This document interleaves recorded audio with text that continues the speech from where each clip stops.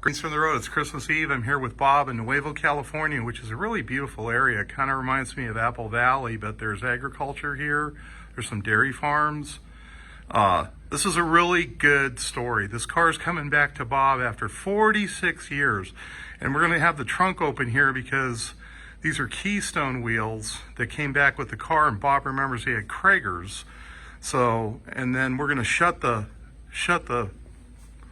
boot here, and then we're going to walk around the car. And I wanted Bob to tell you folks about the car because most cars will not find their way back after 46 years, but a Mopar, I've never heard a story like this. And this was one of 72 cars made this year. 72 that had a 4-speed, a convertible top, and it's got a 383. As far as Bob knows, it's still got the original engine and transmission when he sold the car, which were original to the car. And from here, I'm going to turn it over to Bob, and he'll tell you when he bought the car. I'm going to thank him for his service because he was in the Marines. And go ahead and take it away, Bob. Tell us about this car. Well, I bought the car when I was in the Marine Corps, and I bought it in Lime Springs, Iowa. Okay. And then when I got out of the Marine Corps, I sold the car. And the car stayed in the Lime Springs area. Now, did you buy it new or used? No, I bought it 2 years old. 2 years old. So you bought this in 70. Yes. Now, someone's mentioned it looks like it has a 69 grill on it.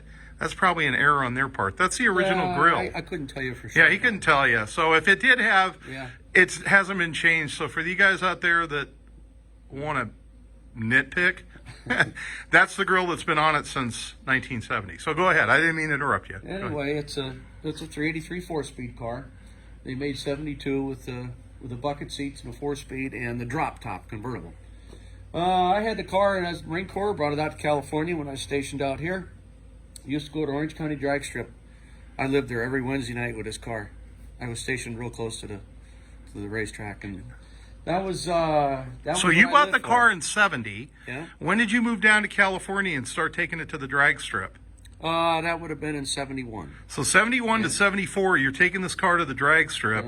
What did you do to the car once you got it in 70? Well, we had a shop on the base that guys like me could use and do stuff we wanted to. And I took and I pulled the top end off the motor, and I bought some heads. The heads are Indy, and I put a Sig Harrison cam in it, and I had a 2 4-barrel setup on top of the tunnel ram, which they've changed out. I had 21,000 miles in the car when I sold it, and I see 28,000 on it now. So in 46 years, Yeah, 7,000 miles. And you had said the guy that you sold it to The guy I sold it to died 3 months after you sold it. Yep, and then his dad put it away on their farm. Now this is up in... This is in outside of Lime Springs, Iowa. Right, so it was on that farm all those years after. And this was the son. Inside, and it was driven 7,000 miles, which isn't much. No. And you don't really know who did the driving, whether it was the dad or... Okay, let's continue walking around here, and you can point out anything else on the car that you see that you did that's not factory when you got it. Well, anything else besides the heads and the intake? No, that's all I ever did to it. It's the top end, and I put a 410 posi in it.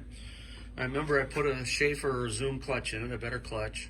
Okay. And I had noticed here this fuel coolie sticker. yeah, that was a cool can. I put that on there.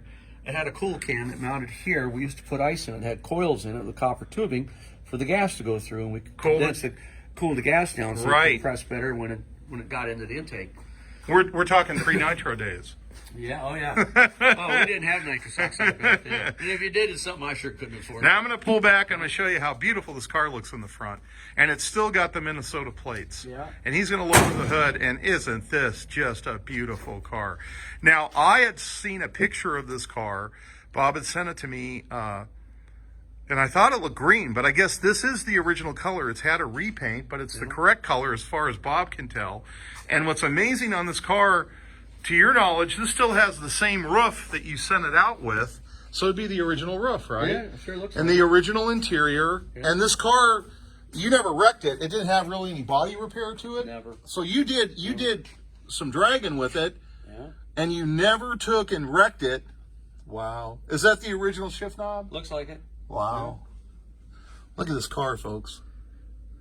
Look at how beautiful this car is. So I think you mentioned to me the reason that you sold this car was so you could buy a house in Minnesota. Yeah. Okay, so you parted with this car and you never thought you'd see this car again. Never. And then what happened a few years ago that changed all that? Well, about 4 years ago, I went back to Lime Springs. Lime Springs had their 150th bicentennial birthday party. The town did. Big town, about 100 people. And my cousin said to me, he says, Bob, he says, I see your old blue Plymouth laying around outside of town here. And they knew it was yours because of the intake, which is distinctive. Yeah, the family knew the car. My family did. Oh, okay, and they still remembered the car. So okay. then we went out to visit the guy, but he wouldn't show it to us. The youngest son that owned the farm now and his sister, they wouldn't show us the car. Didn't want nothing to do with it. So that was it.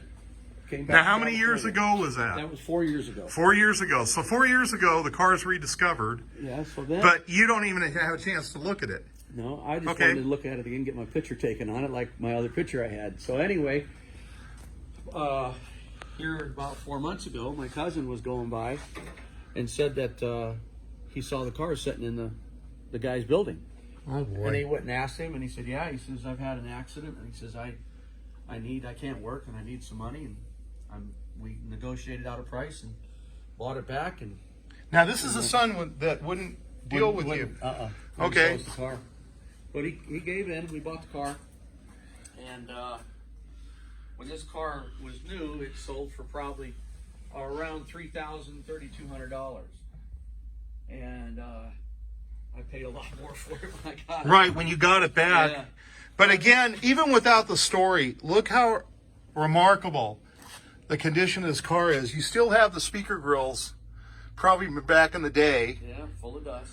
Full of dust. What are your plans on this? I know. I've got another hood for it. Okay. And it's going to go back to all bone stock original. Okay, and you're not going to drag it. No, it's a matching numbers car. Matching numbers car. So it's just going to be like the day it was born and get put in the back of the shop here and looked at. Well, you know what? What a great way to end Christmas Eve. Oh, yeah. A guy gets reunited with his car after 46 years, and a nice guy at that. His daughters are out there helping. His family happened to come in for Christmas Eve. This is just such a beautiful car. And I've never heard a story, perhaps you folks can comment when you see this, of a Moparts car, this original, coming back to a guy after 46 years. I mean, that's just incredible.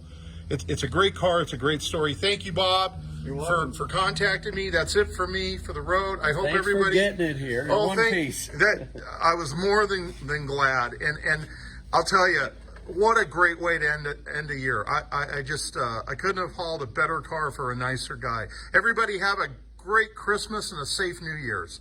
That's it for me. I'll see you next time.